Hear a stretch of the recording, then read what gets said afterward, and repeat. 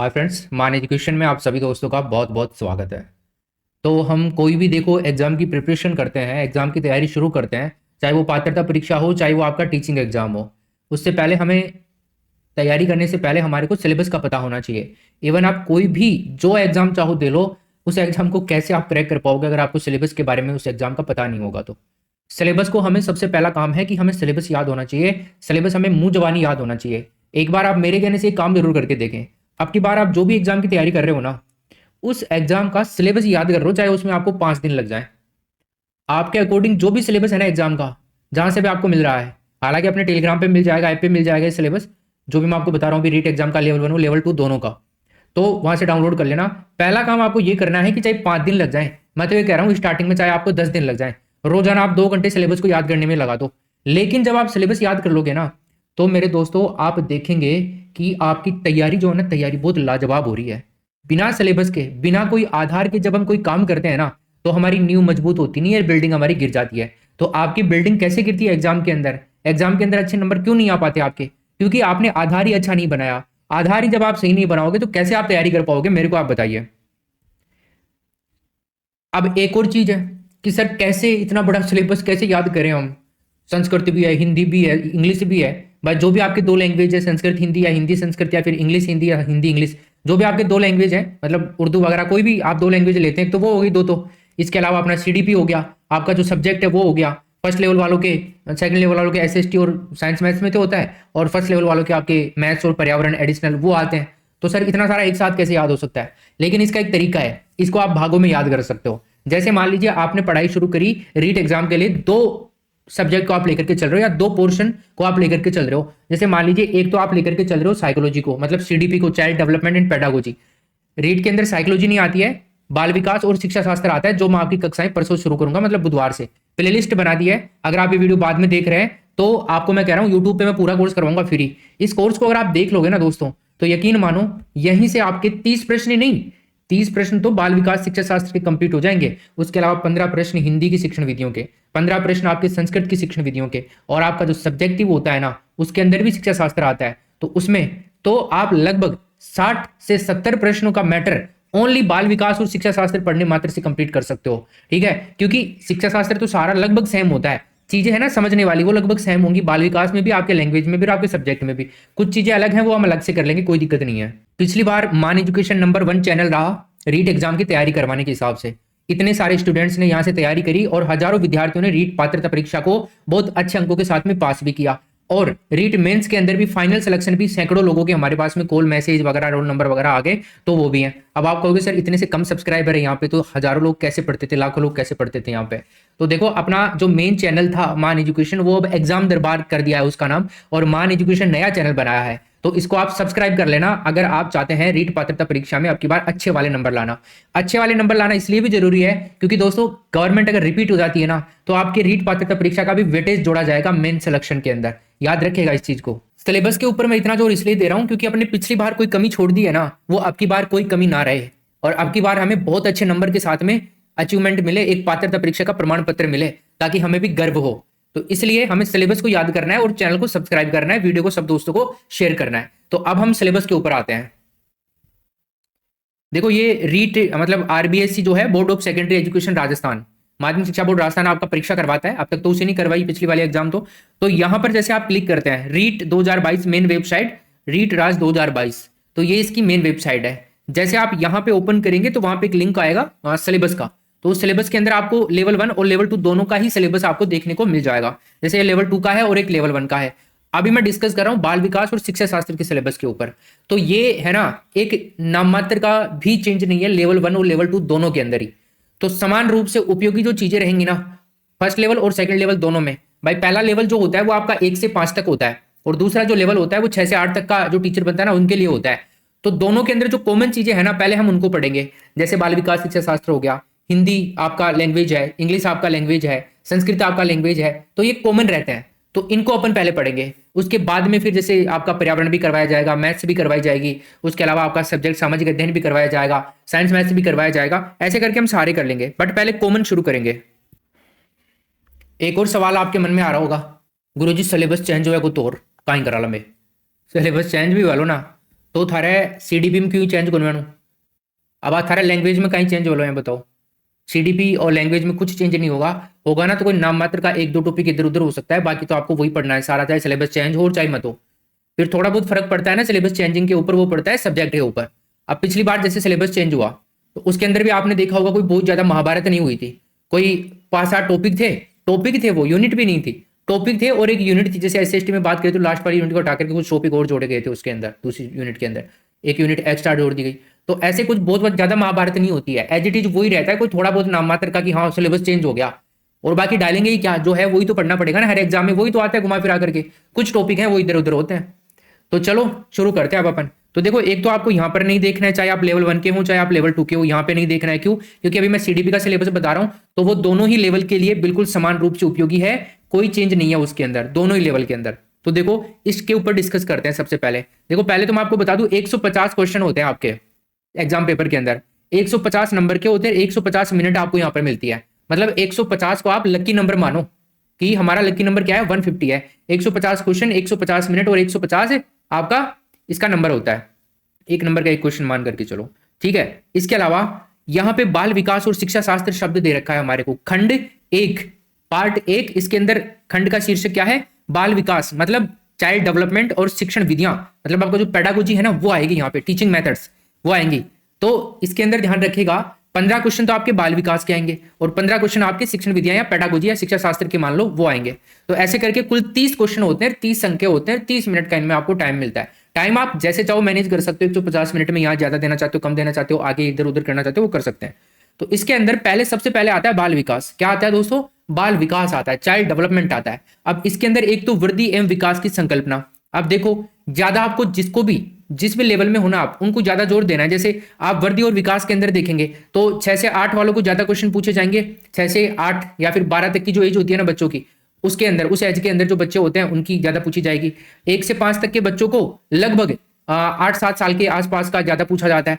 विकास के विभिन्न आयाम और सिद्धांत, बालक का विकास कैसा होता है, उसके आयाम और क्या सिद्धांतों के आधार पर इसका विकास होता है, किस किस ने कौन कौन से सिद्धांत दिए, तो वो सिद्धांत इसके अंदर आ जाएंगे। विकास को प्रभावित करने वाले कारक, विकास को जो प्रभावित करने वाले कारक है, बालक का वंशानुक्रम हो गया, बालक का शारीरिक विकास हो गया, मानसिक हो गया, सामाजिक विकास हो गया, कई तरह के विकास होते हैं। तो डिफरेंट डिफरेंट टाइप के जो डेवलपमेंट है उनको कैसे प्रभावित किया जा सकता है, विशेष रूप से परिवार और विद्यालय के संदर्भ में क्वेश्चन पूछे जाएंगे आपको। भाई बालक का विकास जो है ना वो प्रभावित होता है या तो घर के वातावरण से, पारिवारिक वातावरण, घर के अंदर मानो को लड़ाई झगड़ो वह है ना, तो बच्चा को रात दिन माँ बापा के बीच में, दादा दादी के बीच में, भाई बहना के बीच में, रात दिन पड़ोसी मुंह लड़ा, सुबह उड़ता रात में सोता, बारगोड़ी में चार रखी थी। तो बड़े बालक को बताओ मानसिक विकास सही होगा क्या? ना तो मानसिक विकास उसका सही होगा, ना ही उसका सामाजिक विकास सही होगा बालक का, ठीक है। तो एक तो वो चीज पूछी जाती है। और एक विद्यालय के संदर्भ में भी, भाई विद्यालय के अंदर कैसा माहौल है, विद्यालय अच्छी है कि नहीं है, अगर नहीं है तो आपको रिपोर्ट करनी चाहिए उसकी, अच्छे विद्यालय में बच्चे को डालना चाहिए। सरकारी विद्यालय में आप डाल रहे हो तो सरकारी विद्यालय के अंदर अगर माहौल सरकारी टीचर्स ने अच्छा नहीं बना रखा तो आप उनकी कंप्लेन कर सकते हो। आजकल तो सारी सुविधाएं हैं क्योंकि उनको सरकार पैसे दे रही है ना, तो सब कुछ चीजें उनको करनी पड़ेंगी। तो एक ये वो चीज है।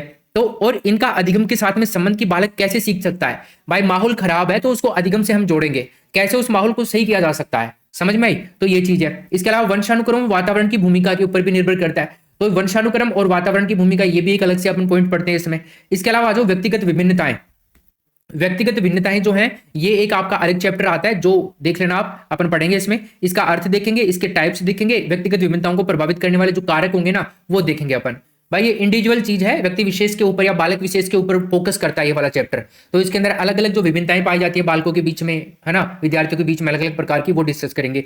व्यक्तित्व, पर्सनैलिटी, अब इसकी संकल्पना, इसके प्रकार, व्यक्तित्व को प्रभावित करने वाले कारक और व्यक्तित्व मापन की जो विधियां है ना उनको अपन पढ़ेंगे। देखो प्रभावित करने वाला कारक ये एक मेन मतलब कॉमन आ रहा है सब में, अब तक अपन ने जो देखा है सब में प्रभावित करने वाले कारक, ये प्रभावित करने वाले कारकों में से क्वेश्चन ज्यादा आते हैं, आप ध्यान रखिएगा, इनके ऊपर अपन विशेष जोर देंगे। कक्षाएं आपकी बुधवार से शुरू हो रही हैं तो आप कक्षाओं को लेना शुरू कर देना। कक्षा का टाइम रहेगा आपका 11 बजे। कितने बजे दोस्तों? 11 बजे से आपका क्लास का टाइम रहेगा, सुबह 11 बजे डेली क्लास होगी आपकी, ठीक, बुद्धि। और हाँ, मैं लाइव नहीं करवाऊंगा ये कक्षाएं डेली प्रीमियर करवाई जाएंगी। बुद्धि के बारे में बात करें तो बुद्धि की संकल्पना, बुद्धि का सिद्धांत और इसकी मापन की विधियां, बहुबुद्धि सिद्धांत और इसके अर्थ जो निकलेंगे वो हम इसमें डिस्कस कर लेंगे। विविध अधिगमकर्ताओं की समझ, क्या दोस्तों? विविध अधिगमकर्ताओं की समझ के ऊपर क्वेश्चन आएंगे। फिर जो भी पढ़ने मतलब अधिगम करता कौन? बच्चा। तो बच्चों को स्टडी करने वालों की जो समझ है ना, उसके ऊपर आधारित जो सिद्धांत वगैरह हैं, थियरी वगैरह हैं, परिभाषाएं हैं, वो सब इसमें आ जाएंगे। जैसे पिछड़े, विबंधित, प्रतिभाशाली बालक, सृजनशील बालक, अलाभान्वित, वंचित, विशेष आवश्यकता वाले बच्चे और अधिगम अक्षमता युक्त बच्चे। जो अधिगम में अक्षम होते हैं उन बच्चों की बात कर रहा है। इसके अलावा अधिगम में आने वाली जो कठिनाइयां हैं उनके बारे में डिस्कस करेंगे। अधिगम में कौन कौन सी कठिनाइयां आती हैं तो वो देख लेंगे। समायोजन आ जाएगा, एडजस्टमेंट। तो समायोजन की संकल्पना एवं तरीके, समायोजन के अध्यापक की भूमिका, समायोजन के अंदर एडजस्टमेंट में कैसे अध्यापक की क्या भूमिका रहती है, वो सारी चीजें हम इसमें डिस्कस कर लेंगे। अधिगम का अर्थ, फिर अधिगम का वाला चैप्टर आता है, बहुत बड़ा चैप्टर है। तो अधिगम लर्निंग का क्या मीनिंग होता है, क्या संकल्पना है इसकी, इसको प्रभावित करने वाले कारक आगे देखो, अधिगम को कैसे प्रभावित करने वाले कौन कौन से कारक हो सकते हैं, वो सब अपन पढ़ेंगे इसमें। अधिगम के सिद्धांत आ जाएंगे, फिर व्यवहारवाद, गेस्टाल्टवाद, संज्ञानवाद, निर्मितवादी, सारे सिद्धांत अपन पढ़ेंगे इसमें। बच्चे कैसे सीखते हैं, हाउ टू लर्न, अधिगम की क्रियाएं, प्रक्रियाएं, चिंतन, कल्पना एवं तर्क, निर्मितवादी उपागम, अनुभविक अधिगम, संकल्पना मानचित्रण, अन्वेषण एवं समस्या समाधान, ये सब चीजें डिस्कस करेंगे। अभिप्रेरणा और इसके अधिगम के लिए निहितार्थ सब कर लेंगे अपन, ठीक है। अभिप्रेरणा आ जाएगा नया टॉपिक। फिर आता है आपका अगला, क्या इसके अंदर से भी कम से कम 5-6 क्वेश्चन पूछे जाएंगे यहां से। भाई शिक्षण अधिगम की प्रक्रियाएं क्या हो सकती हैं, राष्ट्रीय पाठ्यचर्या रूपरेखा 2005 के संदर्भ में शिक्षण अधिगम व्यू रचना एवं विधियां, ठीक है, एक तो ये आ जाएगा। इसके अलावा आकलन, मापन और मूल्यांकन का अर्थ एवं उद्देश्य, समग्र एवं सतत मूल्यांकन, उपलब्धि परीक्षण का निर्माण, सीखने के प्रतिफल, ये सब आ जाएंगे। क्रियात्मक अनुसंधान अपन इसमें पढ़ेंगे, अलग चैप्टर है। शिक्षा का अधिकार अधिनियम 2009, अध्यापक की भूमिका और उसके दायित्व, ये चीज भी अपन इसके अंदर पढ़ लेंगे, ये भी आ जाएगा आपका, ठीक है। तो ये आपका सिलेबस है। अब देखो इसके अंदर मैं एक एक्स्ट्रा चीज और पढ़ाऊंगा सिलेबस के अलावा, शिक्षा नीति 2020, नई शिक्षा नीति के बारे में भी हम पढ़ेंगे। जैसे हमारा ये पूरा का पूरा सिलेबस कंप्लीट हो जाएगा ना, उसके बाद में अपन नई शिक्षा नीति पढ़ेंगे। नई शिक्षा नीति हो सकता है आपके एग्जाम के अंदर 100 रूप से 101% आपका नई शिक्षा नीति जुड़ जाएगी इस चैप्टर, इस मतलब सीडीपी के अंदर, तो वो तो जुड़ेगी। तो मैं वो और पढ़ा दूंगा, पहले बता रहा हूं भाई वो जुड़ेगी, तो इसलिए मैं पहले बता रहा हूं आपको, वो भी पढ़ाऊंगा मैं इसमें, ठीक है। बाकी तो सारा सिलेबस आपका रहेगा। तो ये आपका बाल विकास का लेवल 1 और लेवल 2 दोनों का सिलेबस है। तो अब आप चैनल को सब्सक्राइब कर लो एक तो आप, और सब्सक्राइब करके बेल आइकन पे प्रेस कर दो ताकि आपको सारे नोटिफिकेशन मिल जाए। और अगर आप रीट पात्रता परीक्षा की तैयारी करना चाहते हैं मेरे साथ मिलकर के, और पिछली बार की तरह आप अच्छे, मतलब पिछली बार जिन्होंने हजारों विद्यार्थियों ने यहां से अच्छे से नंबर लाए और उन्होंने फाइनल जो शिक्षक भर्ती है उसमें भी सिलेक्शन लिया, तो ऐसे आप भी अगर पहुंचना चाहते हैं उस टारगेट तक, तो आप भी मान एजुकेशन के साथ में जुड़ जाओ। यहाँ पे आपकी डेली क्लासेज लगेंगी बुधवार से, मतलब परसों से, जब भी मैं वीडियो बना रहा हूं तो आपको मिल जाएगी। अगर बाद में आप देख रहे हो तो प्लेलिस्ट आपको ऑलरेडी मिलेगी, वहां पर 1 बाय 1 करके आप वीडियोस को पढ़ना शुरू कर दो। देखो अभी से लग जाओगे ना तो आपको बाद में पछताने की जरूरत नहीं पड़ेगी। ये भी बात है कि आपका एग्जाम भी बहुत जल्दी करवाया जा सकता है, 2024 के अंदर स्टार्टिंग में भी आपका एग्जाम हो सकता है। तो आप बाद में पछताओ कि कहीं विज्ञप्ति आ गई, ले सर 2-3 महीना बाद में परीक्षा आप कहीं करा में, है ना। तो एक अच्छा खासा टाइम मिल रहा है, अभी मैं आपकी तैयारी शुरू करवा रहा हूं। भले आप एक बार आप कक्षाओं को लेना शुरू करो, उसके बाद में आपने कोई पेड कोर्स भी ले रखा है ना, मैं आपको कह रहा हूं आप उस पेड कोर्स को छोड़ोगे, यहाँ पे क्लास लेना शुरू करोगे, क्योंकि इतना बेहतरीन आपको पढ़ाया जाएगा एक एक चीज को बारीकी से, ठीक है। चलो आगे जो सिलेबस है आपका वो मैं डिस्कस करूंगा जैसे जैसे अपनी कक्षाएं शुरू होंगी। अब सिलेबस के बारे में मोटा मोटा मैं बता दूं आपको आगे का सिलेबस। जैसे लेवल 2 के अंदर अपन बात करें तो लेवल 2 या लेवल 1 दोनों है, तो दो आपके क्या आते हैं, दो आपके आते हैं लैंग्वेज, ठीक है ना, लैंग्वेज आती है दो, तो दोनों ही लैंग्वेज के अंदर 30-30 प्रश्न पूछे जाते हैं, तो 60 क्वेश्चन आपके ये हो जाते हैं। इसके अलावा जैसे आपका सब्जेक्ट होता है लेवल 2 के अंदर, या तो SST सब्जेक्ट होगा या आपका साइंस मैथ्स होगा, तो वहां पे आपके 60 क्वेश्चन पूछे जाते हैं 60 नंबर के। तो 60 क्वेश्चन तो ये हो गए और 60 ये हो गए, कितने हो गए 120। इसके अलावा आपके 30 प्रश्न CDP के हो गए, तो ऐसे करके ये टोटल 150 क्वेश्चन होते हैं। और ऐसे हम लेवल 1 में बात करते हैं ना दोस्तों, तो जैसे 60 क्वेश्चन का यहाँ पर सब्जेक्ट था सेकंड लेवल में, तो वहां पे आपका साइंस मैथ्स आ जाता है, और इसके अलावा आपका यहाँ पे पर्यावरण आ जाता है। तो ऐसे दो भागों में साइंस मैथ्स और पर्यावरण टूटा हुआ है वहां पे, बाकी सारा का सारा सेम है। 90 क्वेश्चन तो लेवल 1 और लेवल 2 दोनों में सेम है, बाकी 60 क्वेश्चन सेकंड ग्रेड में सब्जेक्ट के होते हैं, और बाकी फर्स्ट लेवल में साइंस मैथ्स और आपके पर्यावरण के होते हैं, तो वो है आपका वहां पे अलग। और बाकी सिलेबस जैसे हम शुरू करेंगे यहाँ पे उसको अच्छे से स्टार्ट कर देंगे। अब आपको मेरे से जुड़ने के लिए क्या करना पड़ेगा, देखो एक और बात सुन लो, अब लास्ट तक आ गए हो तो इसका मतलब मैं समझ रहा हूँ कि आप एक सीरियस स्टूडेंट है।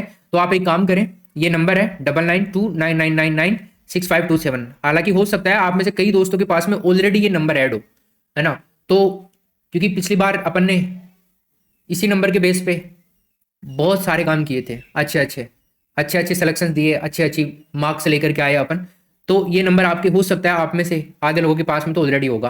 तो अब आप एक काम करें, मैंने रीट 2023-24 पात्रता परीक्षा के लिए एक अलग से ग्रुप क्रिएट किया है, आपका अलग से व्हाट्सएप ग्रुप भी क्रिएट किया है और टेलीग्राम भी, तो मैं आपको इन दोनों में ही ऐड कर दूंगा, आप जैसा चाहेंगे वैसा ही कर दूंगा। बस इस नंबर के ऊपर आप व्हाट्सअप करके बोले मेरे को कि सर मेरे को टेलीग्राम पे ऐड होना है, या क्या, या फिर व्हाट्सअप पे, या फिर जैसे आप करेंगे ना मैसेज, तो वहां पे आपको ऑटो जनरेटेड एक मैसेज मिल जाएगा कि आपको जो भी आपको ज्वाइन करना हो ना, वो लिंक आपको वहां पर मिल जाएगा। तो आप टेलीग्राम ज्वाइन करना चाहते हैं वो कर लो, आप व्हाट्सएप ग्रुप ज्वाइन करना चाहते हैं वो कर लो। तो मैं स्पेशली आपको ही ये नंबर इसलिए दे रहा हूं क्योंकि हम अब मिलकर के बिल्कुल कनेक्ट होकर के तैयारी करेंगे अच्छे वाली। ठीक है, जय हिंद, वंदे मातरम। मिलते हैं बुधवार को, कक्षाओं के साथ में शुरू हो जाएंगे 11 बजे वाली क्लास। ठीक है, थैंक यू। चैनल को सब्सक्राइब करो और यहाँ पर मैसेज जरूर कर देना ताकि आपको क्लासेज के नोटिफिकेशंस मिल जाए। ओके, और वैकेंसी का नोटिफिकेशन आपका जल्दी आ रहा है। Thank you.